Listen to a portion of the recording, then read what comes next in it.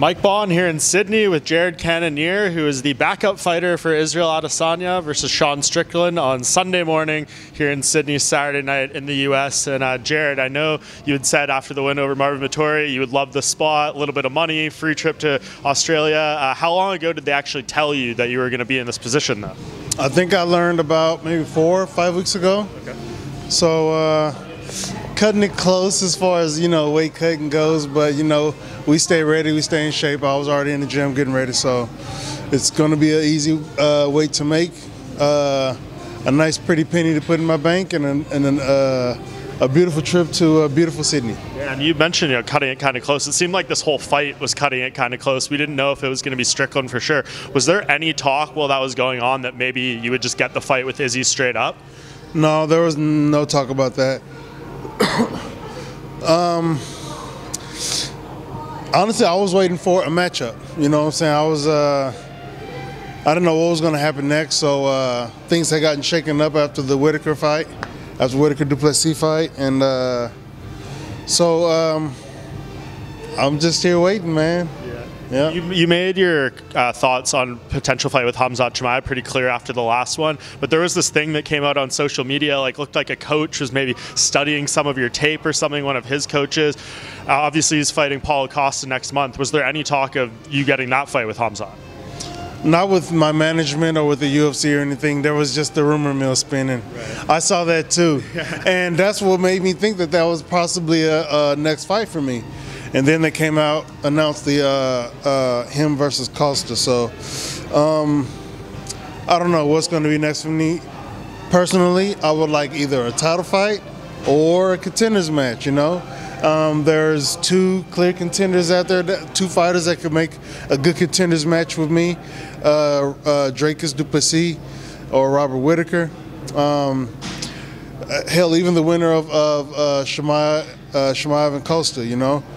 But I'm ready to fight, yeah, I just want to get in there and fight right now. So, what is the mindset like this week, right? Because we've never seen one of these backup fighters actually have to be used in this position, but crazy things happen in the sport all the time. There's a first time for everything. So, what is your mentality over these next few days and potentially having to be ready for each situation, getting yourself in fight mode through this weight cut? Walk us through that a bit. It's pretty much been more of a diet camp than a fight camp. I already fought both of the competitors before, so I'm not really concerning myself with. I don't want to say I'm not concerning myself with what I'm going to do in there, but I'm not necessarily game planning for one or the other. I'm ready to go in there and fight both of them. Yeah, I'm ready to go in there and fight both of them and win. So. That's it. Assuming this fight does go forward, how do you think it goes, seeing that you do have the experience with both Israel and Sean in there? Well, I would say Sean has a tall mountain to climb. Yeah. Israel is 6'4", pun intended. But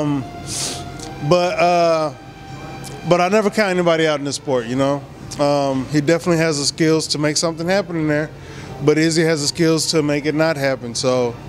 It'd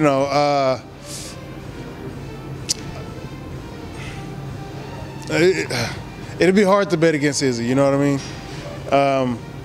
But again, I never count anybody out in this game. Yeah, do you think he is the smart pick? You would have to imagine. They wanted to do Dricus in this fight originally. It didn't pan out. Colby Covington was the backup fighter, and Dana White had said that you do this position, you put yourself in a really good spot. Do you think potentially because you are here, you are taking this opportunity, you're going to do business, that maybe you jump over Dricus and you just get the winner? Well, I certainly hope that is a shared sentiment, right? But nobody said anything to me.